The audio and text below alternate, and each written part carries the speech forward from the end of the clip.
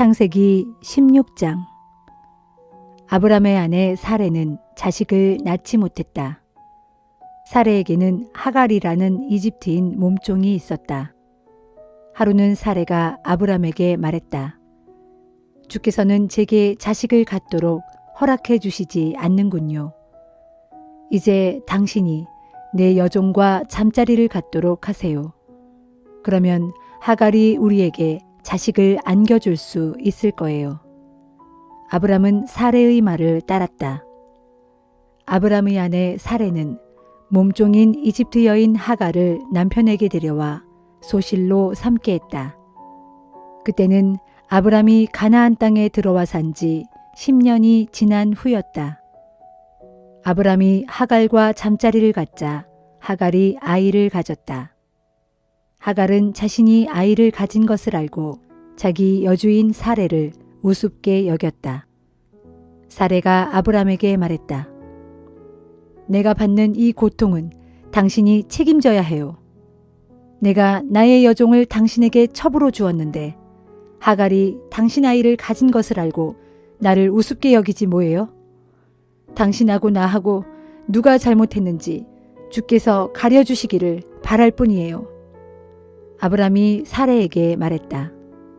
하갈은 당신의 몸종이 아니오. 그러니 당신 마음대로 할 수 있지 않소. 당신이 알아서 하시구려. 그때부터 사레는 하갈을 학대하기 시작했고 하갈은 견디지 못하고 사레에게서 도망쳤다. 하갈은 광야의 어느 샘가에서 주의 천사를 만났다. 그 샘은 술로 가는 길목에 있었다. 주의 천사가 말했다. 사레의 몸종 하갈아, 너는 어디서 오는 길이며 어디로 가려고 하느냐? 하갈이 대답했다. 나는 여주인 사레에게서 도망쳐 나오는 길입니다. 주의 천사가 하갈에게 말했다. 하갈아, 너는 네 여주인에게로 돌아가라. 너는 그분을 잘 모셔라. 주의 천사가 또 말을 이었다. 내가 네 자손을 셀 수도 없을 만큼 불어나게 할 것이다. 주의 천사가 계속 말했다. 내가 지금 아이를 가졌으니 이제 곧 아들을 낳을 것이다. 너는 그 아이의 이름을 이스마엘이라고 지어라. 주께서 네가 부르짖는 고통의 소리를 들어주셨다는 뜻이다. 그 아이는 들나귀처럼 살아갈 것이다. 그는 닥치는 대로 사람들에게 달려들어 치고받고 싸울 것이고 사람들 또한 그에게 달려들어 싸울 것이다. 그는 자기 피부치들과도 등지고 살아가게 될 것이다. 하갈은 이런 데서 내가 나를 살피시는 하나님을 뵙다니 라고 말하면서 자기에게 말씀하신 주를 나를 살피시는 하나님이라고 불렀다. 그래서 사람들은 그 샘을 부엘라 헤로이라고 불렀다. 지금도 그 샘은 가데스와 베렛 사이에 있다. 하갈은 아브람의 아들을 낳았다. 아브람은 하갈이 낳은 그 아이의 이름을 이스마엘이라고 지었다. 하갈이 아브람에게 이스마엘을 낳아주었을 때 아브람의 나이는 86세였다.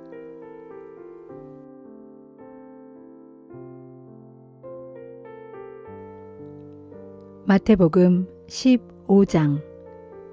그때 예루살렘에서 온 바리새파 사람들과 율법 교사 몇 명이 예수께 물었다. 당신의 제자들은 어째서 조상의 전통을 어기는 것이요? 당신의 제자들은 음식을 먹기 전에 손을 씻지도 않소. 예수께서 그들에게 대답하셨다. 그러면 당신들은 왜 조상의 전통을 핑계 삼아 하나님의 계명을 어기는 것이요? 하나님의 율법에는 내 아버지와 어머니를 공경하라. 누구든지 부모를 욕하며 저주하는 자는 반드시 죽여야 한다. 라고 되어 있소. 그런데 당신들은 말하기를 부모님께 드리면 보탬이 될 것이라도 그것을 하나님께 바치면 부모님께 따로 드리지 않아도 괜찮다 하고 가르치고 있소. 이렇게 해서 당신들은 조상의 전통을 핑계 삼아 하나님의 계명을 거스르고 있소. 위선자들이여, 이러므로 이사야가 선포한 예언이 바로 당신들을 두고 한 것이 아니겠소? 곧 이 백성이 입술로는 나를 섬긴다고 말하면서도 마음은 내게서 멀리 떠났다.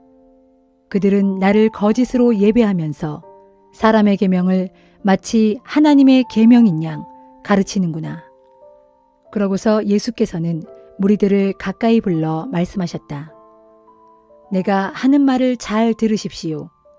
입으로 들어가는 음식이 사람을 더럽히는 것이 결코 아닙니다. 다만 입에서 나오는 말이 사람을 더럽힐 뿐입니다. 그때 제자들이 와서 예수께 말하였다. 선생님, 지금 하신 말씀이 바리새파 사람들의 비위를 크게 상하게 하셨다는 것을 아십니까?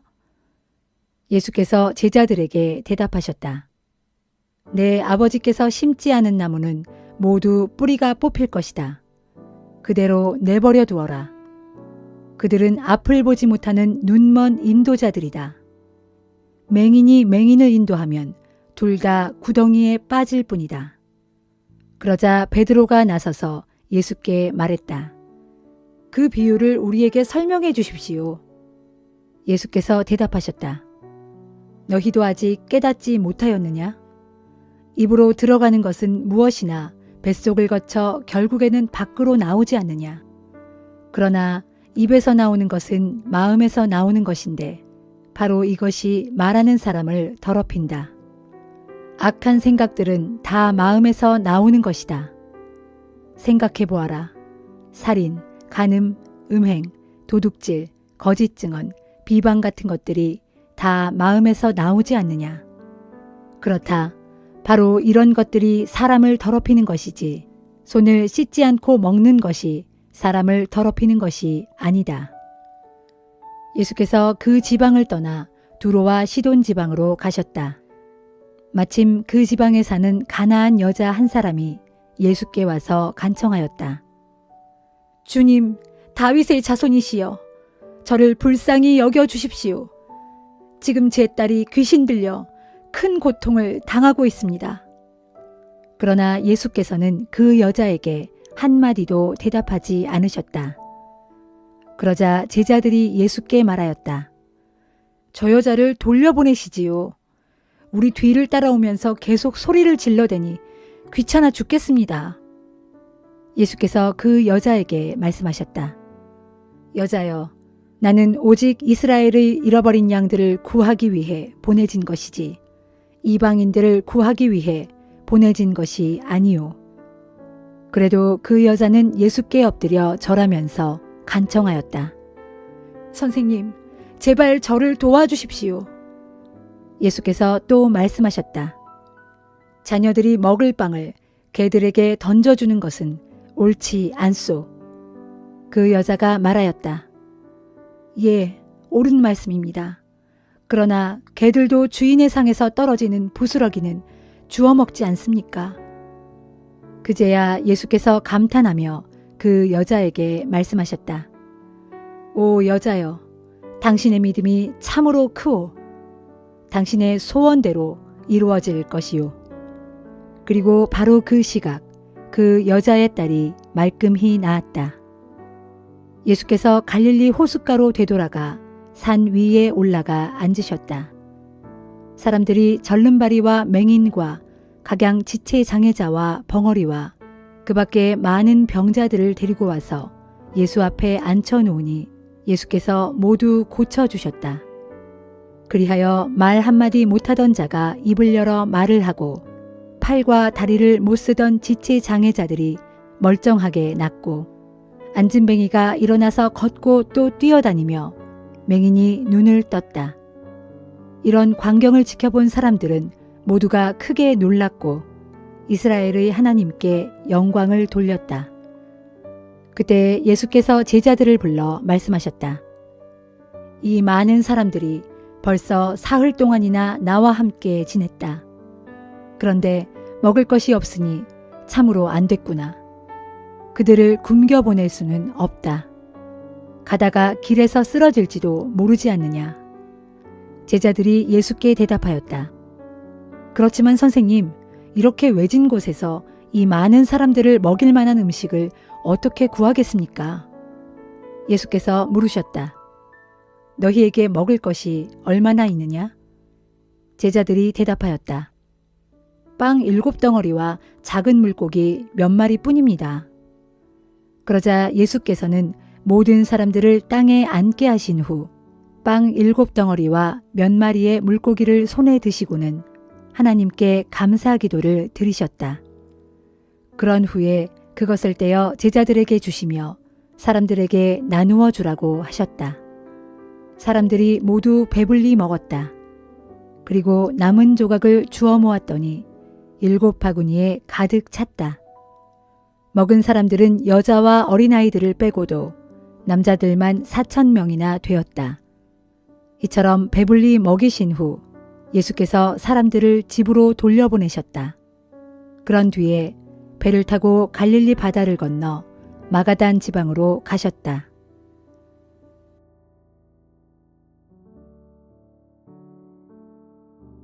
느헤미야 5장. 그때 백성들 사이에서 유다 사람 동족에 대한 원망이 높아졌다. 특히 아내들의 원망이 더욱 컸다. 어떤 이들은 이렇게 호소했다. 우리에게는 자식들이 많은데 우리가 먹고 살려면 어디에서 곡식을 얻어야 한단 말입니까? 또 이렇게 호소하는 이들도 있었다. 흉년이들 동안 우리가 먹고 사느라고 우리의 논밭과 포도원과 집을 모두 저당 잡혔습니다. 또 이렇게 탄식하는 이들도 있었다. 우리는 왕께 세금을 바치기 위해 우리의 논밭과 포도원을 저당 잡히고 돈을 빌렸습니다. 우리는 모두 같은 피와 살을 가진 동족이고 우리 자식이나 그들의 자식이나 귀하기는 마찬가지인데도 우리는 빚 때문에 우리의 아들, 딸을 그들의 종으로 내주게 되었습니다. 우리의 딸들 중에 덜어는 이미 종의 신세가 된 아이들도 있지만 우리에게는 그런 딸들을 속량할 힘이 없습니다. 우리의 논밭과 포도원은 이미 다른 사람들 손에 다 넘어가 버렸기 때문입니다. 가난한 자들의 그런 원성과 탄식을 듣고 나는 몹시 화가 났다.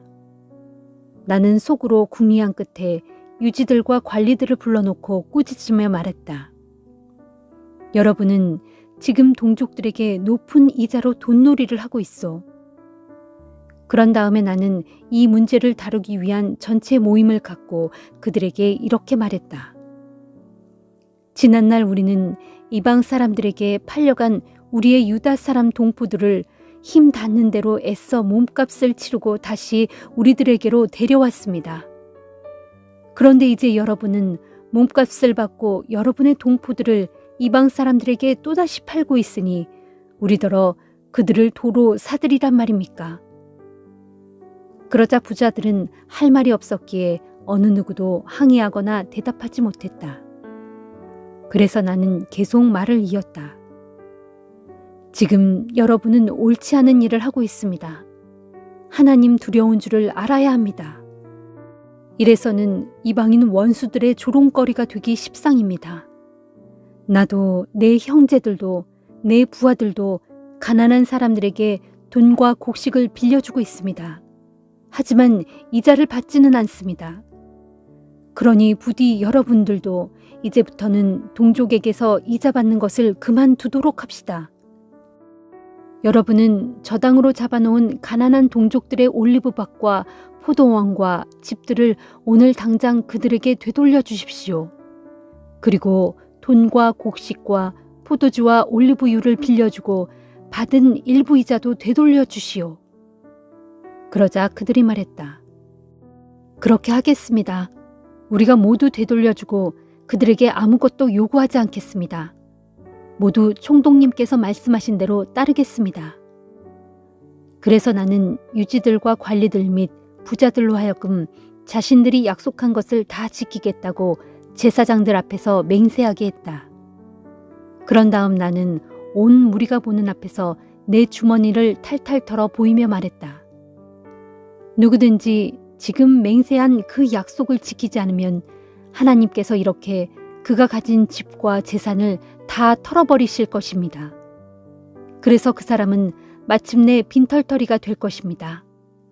그러자 모인 사람들이 모두 아멘 하고 응답하면서 주를 찬양했다. 그리고 사람들은 모두 자신들의 약속을 잘 지켰다. 나는 페르시아 왕 아닥사스다 20년부터 32년까지 12년 동안 유다 지방의 총독으로 임명되어 일했지만 나와 나의 형제들은 총독의 몫으로 배정된 식량조차 받지 않았다. 나 이전의 총독들은 유다 백성들에게 무거운 짐을 안겨주었다. 그들은 음식과 포도주뿐만 아니라 은 40세겔도 받았다.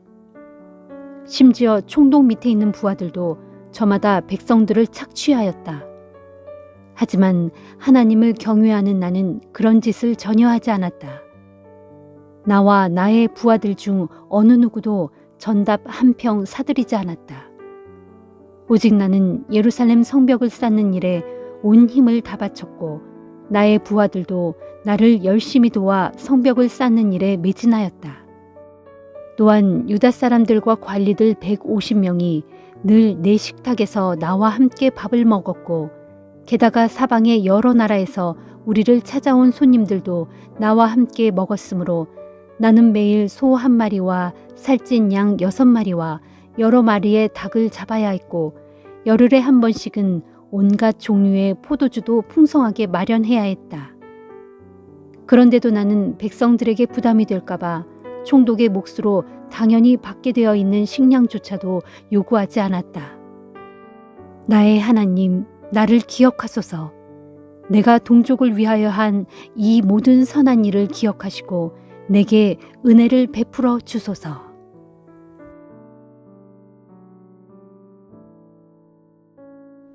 사도행전 15장. 유대에서 내려온 몇몇 사람들이 안디옥 교회의 형제들에게 누구든지 모세가 가르친 관례에 따라 할례를 받지 않으면 구원을 받을 수 없다고 가르쳤다. 이 일로 인해서 바울과 바나바는 그들과 심한 논쟁을 벌이게 되었다. 안디옥 교회는 이 문제에 관해 사도들과 장로들에게 알아보게 하려고 몇몇 다른 신자들과 함께 바울과 바나바를 예루살렘으로 보냈다. 안디옥 교회의 모든 신자들이 바울 일행을 전송했다. 바울 일행은 페니키아와 사마리아를 거쳐 여행하면서 그곳 형제들에게 이방 사람들이 어떻게 복음을 믿고 회개하게 되었는지를 알려주었다. 그런 소식은 그 지역의 모든 형제들에게 큰 기쁨을 안겨주었다. 마침내 예루살렘에 도착한 바울 일행은 사도들과 장로들은 물론 교회 신자들에게 환영을 받았다. 바울과 바나바는 자신들을 통해 하나님께서 하신 모든 일들을 그들에게 그대로 보고하였다. 그때 바리새파에 속해 있다가 믿게 된 유대인 몇 명이 자리에서 일어나 말했다. 이방인들도 할례를 받고 모세의 율법대로 살아가야 합니다. 그리하여 모든 사도들과 장로들이 이 문제를 의논하려고 한자리에 모였다. 오랜 시간 토론한 후에 베드로가 일어나서 말했다. 형제 여러분, 여러분이 다 아시다시피 하나님께서는 이방 사람들에게도 복음을 전하여 그들 역시 믿음을 갖게 하려고 오래전에 여러분 가운데서 저를 가려 뽑으셨습니다. 인간의 마음을 밝히 아시는 하나님께서는 이방 사람들에게도 우리에게 주셨던 것과 똑같이 성령을 주심으로써 그들 역시 받아들이고 계시다는 것을 분명히 보여주셨습니다. 하나님께서는 이방 사람들의 마음을 믿음으로 깨끗하게 하심으로써 우리와 그들 사이에 아무런 차별도 두지 않으셨습니다. 그런데 지금 여러분은 어째서 우리 조상들이나 우리가 감당할 수 없었던 무거운 짐을 이방 신자들에게 지워서 하나님을 시험하려고 하십니까? 진실로 그렇습니다. 우리가 구원을 받은 것은 그들과 마찬가지로 오직 우리 주 예수 그리스도의 은혜를 통해서입니다. 그러자 모인 사람들이 모두 잠잠해졌다. 그리고 그들은 바나바와 바울을 통해 하나님께서 이방 사람들에게 행하신 여러 기적들과 놀라운 일들에 관한 이야기를 들었다. 바나바와 바울의 말이 끝나자 주의 동생 야고보가 자리에서 일어나 말했다. 형제 여러분, 제 말씀을 들어보십시오. 시몬 베드로는 하나님께서 어떻게 이방 사람들 중에서 처음으로 하나님의 이름을 높이 찬양하는 자들을 불러내셨는지에 관한 이야기를 그들에게 들려주었습니다. 그것은 예언자들의 예언과도 일치합니다. 일찍이 예언서에는 이렇게 기록되었습니다. 그 후에 내가 다시 돌아와 무너진 다윗의 도성을 다시 세우겠다. 내가 폐허가 된 그곳을 고쳐 다시 세우겠다. 그래서 남은 백성이 다 주를 찾고 또 나의 이름을 부르는 이방 사람들까지도 주를 찾을 것이다. 이것은 주님의 말씀으로 주님은 오래전부터 이 모든 일을 알게 해주셨다. 그러므로 제 의견으로는 하나님께로 돌아오는 이방 사람들을 괴롭게 해서는 안 된다는 생각입니다. 다만 이방 신자들에게는 우상에게 제물로 바쳤던 고기를 먹지 말고 음행을 멀리하며 또 목졸라 죽인 짐승의 고기와 피를 먹지 말라는 점에 대해서만 글로 써보내는 것이 좋겠습니다. 그것은 오래전부터 모든 도시의 유대인 회당에서는 안식일마다 이런 것들을 금하는 모세의 글을 읽어왔기 때문입니다. 총회 후 사도와 장로들과 온 교회는 바울과 바나바와 함께 그들이 뽑은 대표를 안디옥으로 보내기로 결정했다. 그 자리에서 대표로 뽑힌 사람은 신자들 가운데에서 지도적인 위치에 있던 두 사람이었는데 하나는 바사바라고도 불리는 유다였고 다른 하나는 실라였다. 그들이 가지고 간 편지의 내용은 이러했다.